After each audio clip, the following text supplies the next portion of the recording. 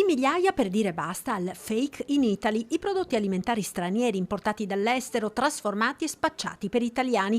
Al valico del Brennero il primo dei 2 giorni di presidio degli agricoltori di Coldiretti, dove contestualmente ai controlli delle forze dell'ordine verificano il carico dei tir. Molti gli agricoltori veneti partiti alla volta del confine con l'Austria. Mettere a risalto quanto accade purtroppo ogni giorno e quindi l'ingresso di merci dall'estero che arrivano nel nostro paese per poi diventare magicamente made in Italy attraverso la cosiddetta ultima trasformazione.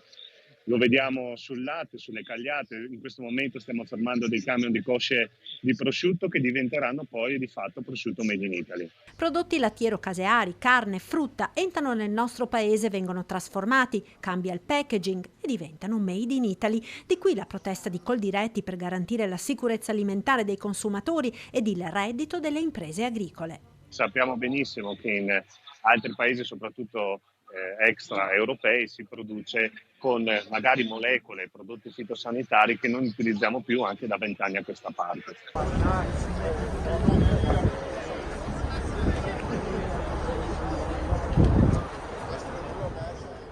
Dal Brennero lanciata anche la raccolta firme per una proposta di legge europea di iniziativa popolare sulla trasparenza di quanto mettiamo sulle nostre tavole.